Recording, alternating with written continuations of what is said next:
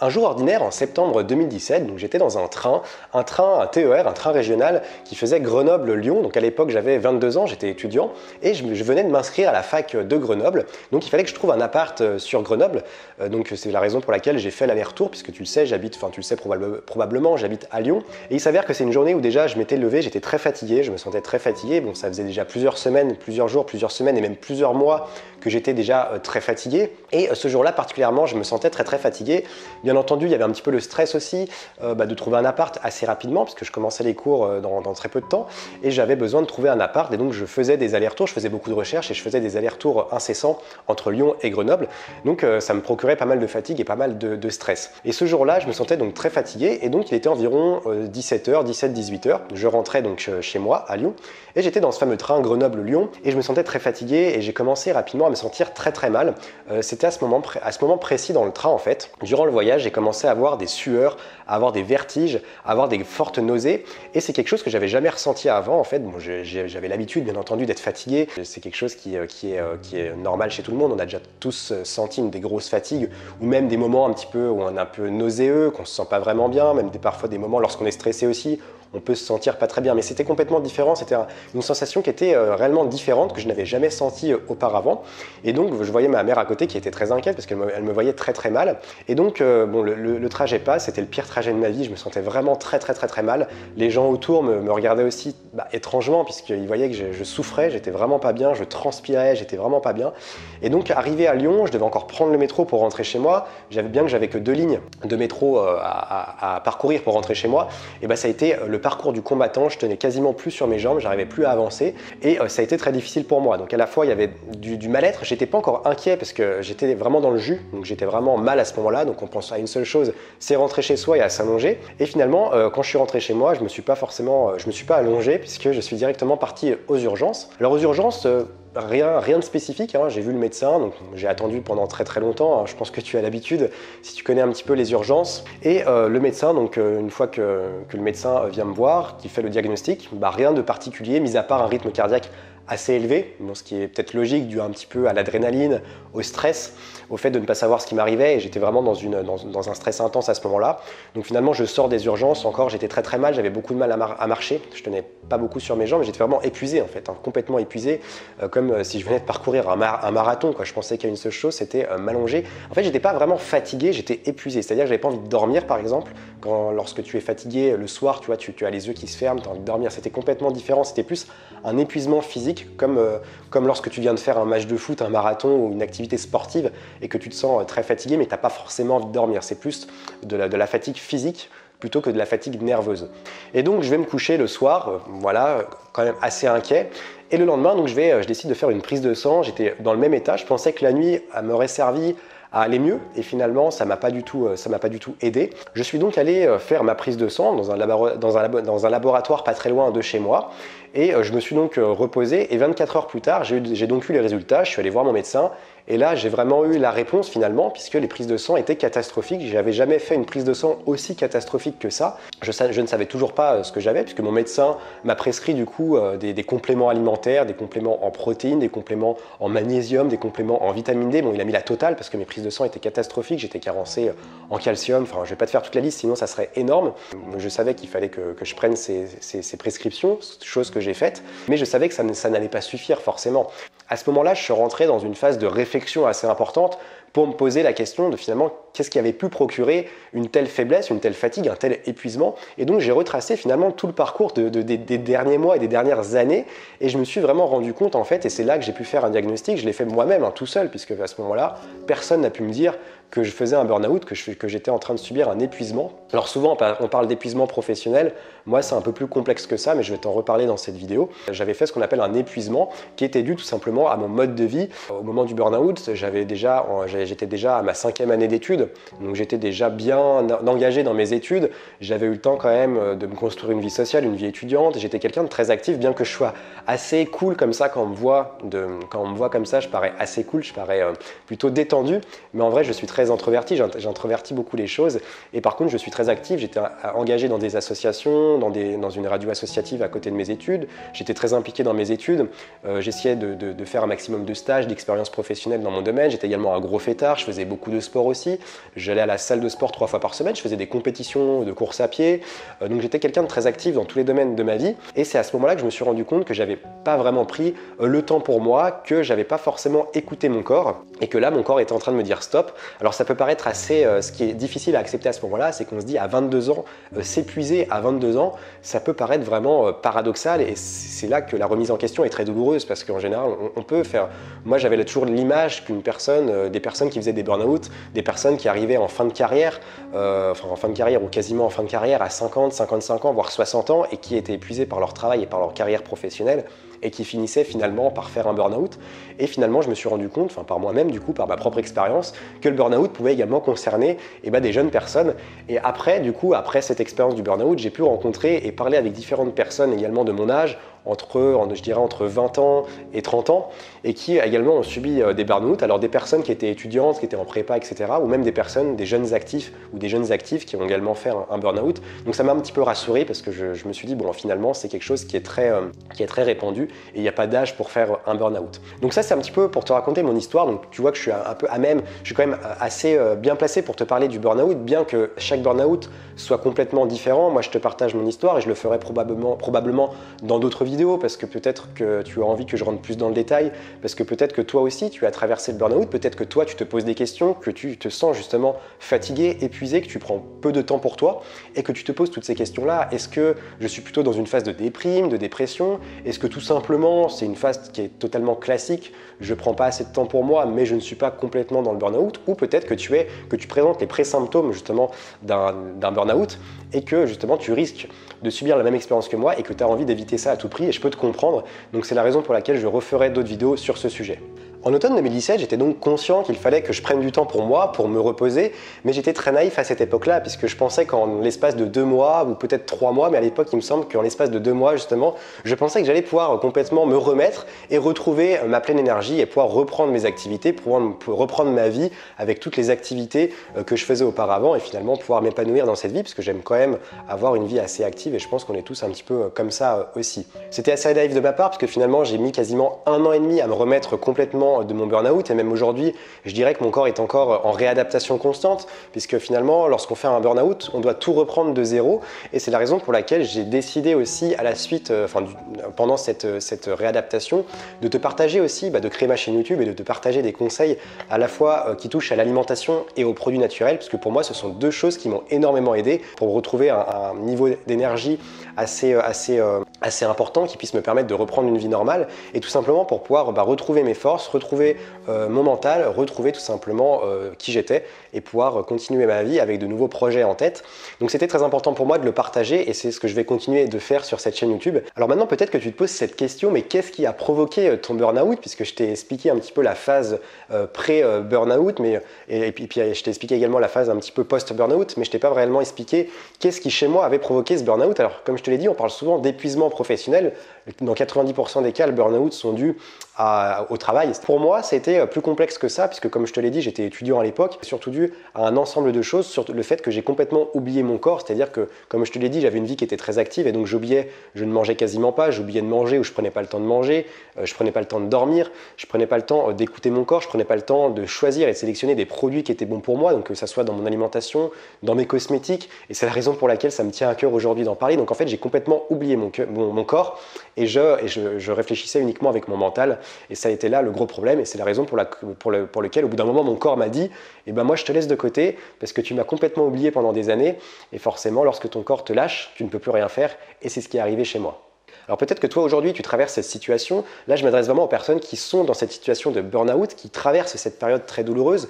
Peut-être que tu es en arrêt maladie, que tu as arrêté le travail, peut-être que tu es en train de tirer sur la corde, et que tu sens que ça ne va pas tenir pendant très longtemps, que tu ne vas pas pouvoir continuer à ce rythme-là pendant très longtemps. Alors si toi tu es dans cette situation-là, aujourd'hui cette vidéo est particulièrement ciblée pour toi, elle va pouvoir vraiment t'aider, et j'espère réellement de tout mon cœur qu'elle pourra t'apporter des conseils et qu'elle pourra t'aider à réfléchir et à poser des actions pour aller vers un mieux-être. Je vais donc te partager mes 8 conseils précieux qui moi en tout cas m'ont aidé durant cette phase de burn-out à reprendre mes forces, à aller aussi, à oser aller vers une vie qui était complètement différente de celle que j'avais auparavant. Aujourd'hui, ma vie ne ressemble pas du tout à celle que j'avais auparavant. Aujourd'hui, j'en suis fier parce que je respecte beaucoup plus mes besoins et mon corps. Dans un premier temps, mon premier conseil, ce serait de te reconnecter à ton corps. Alors, je sais que c'est très difficile à faire, c'est plus facile à dire qu'à faire, mais lorsqu'on fait, justement, lorsqu'on est dans cette période de pré-burnout, enfin de pré-burnout, oui, on oublie totalement notre corps et notre corps nous parle constamment.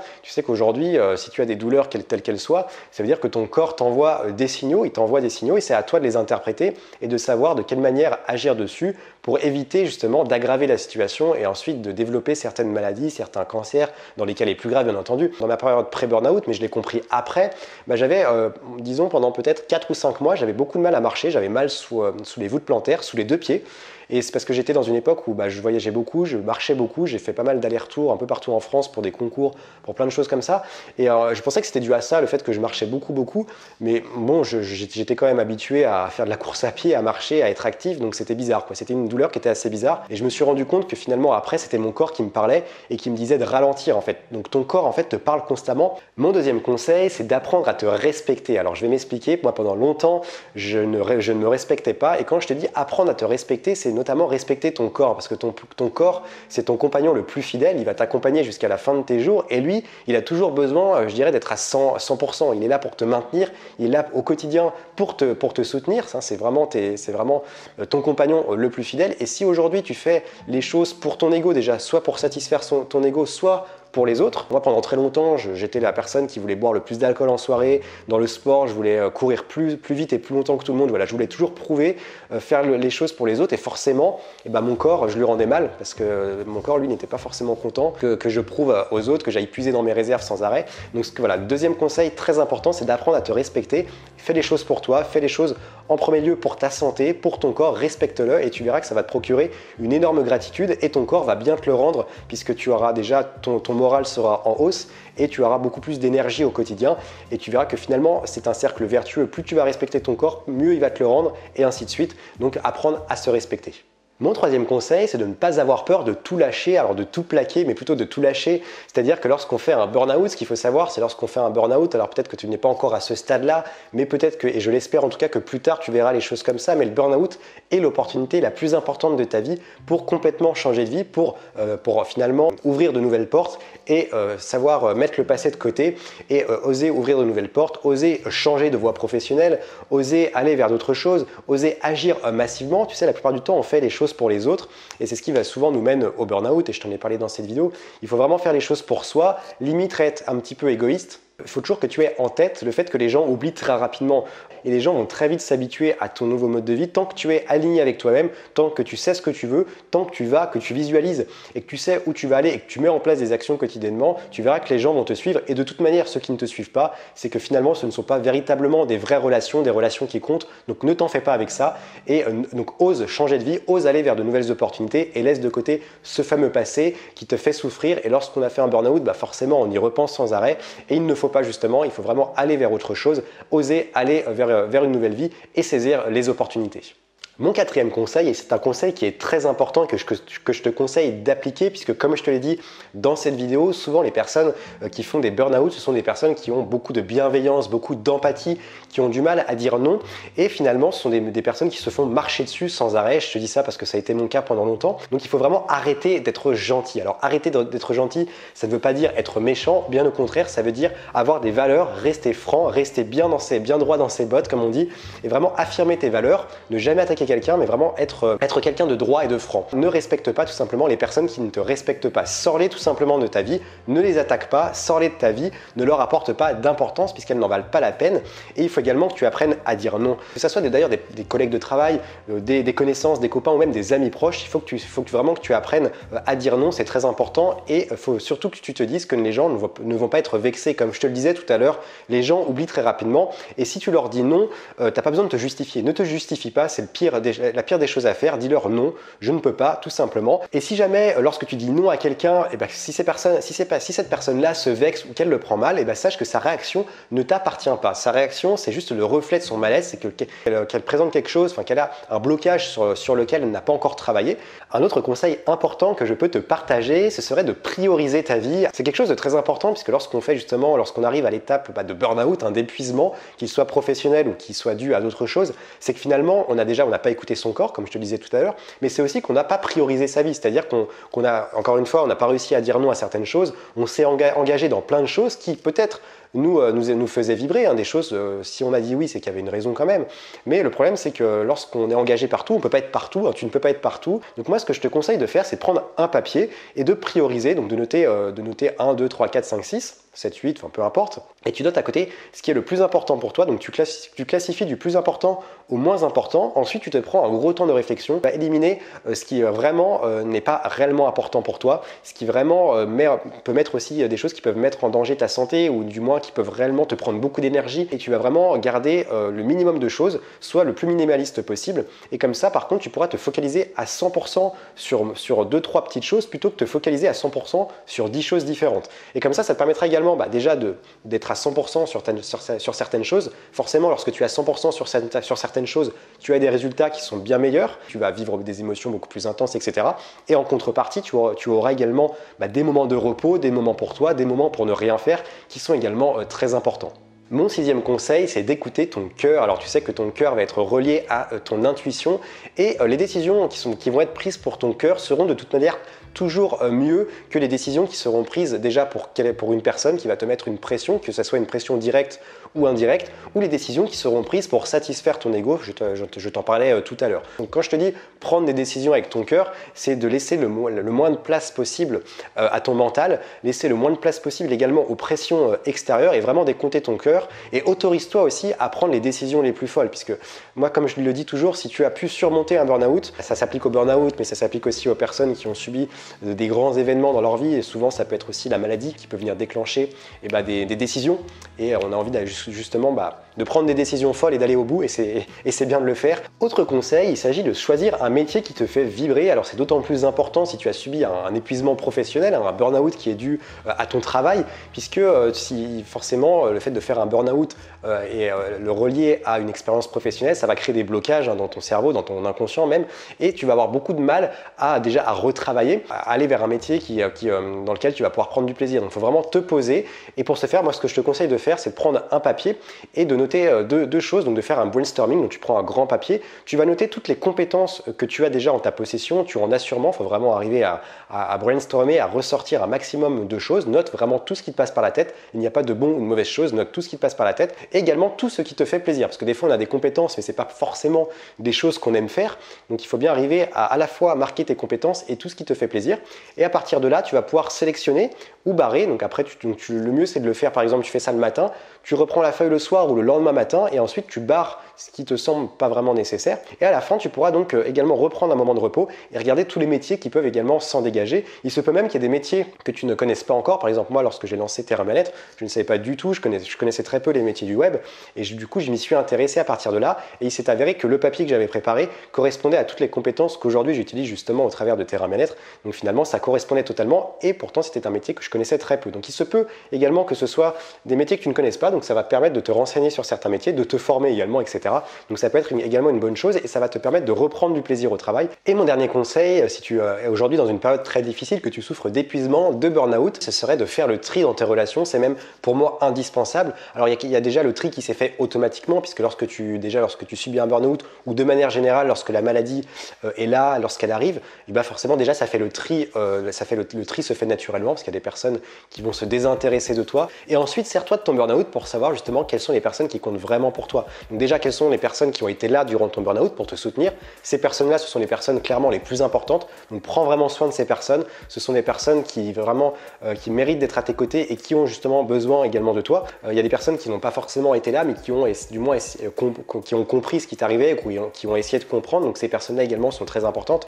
En revanche, toutes les personnes qui ne se sont pas intéressées, qui n'ont pas fait l'effort de s'intéresser, et qui sont parties, ou qui essayent de revenir par moment, mais bon, tu vois que ça les intéresse pas forcément, ces personnes-là n'en valent pas la peine, non plus. Et l'idée, c'est vraiment de s'entourer d'un noyau dur, des personnes qui vont vraiment pouvoir te remplir en énergie, parce que lorsque tu sors d'un burn-out, ton taux vibratoire, ton taux en énergie est très très bas, donc ça ne sert à rien d'aller vers des personnes qui vont te rabaisser encore plus, parce que tu ne t'en sortiras jamais.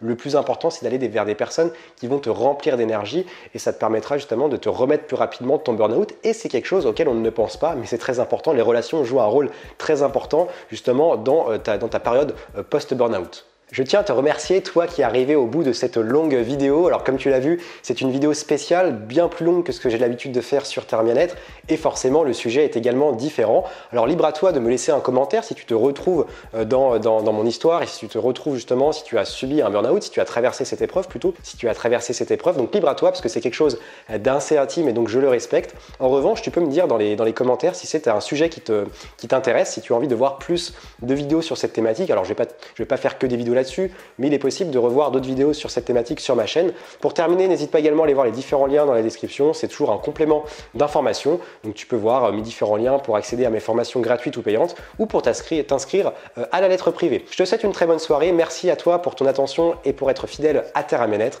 Prends soin de toi et surtout, reste vert.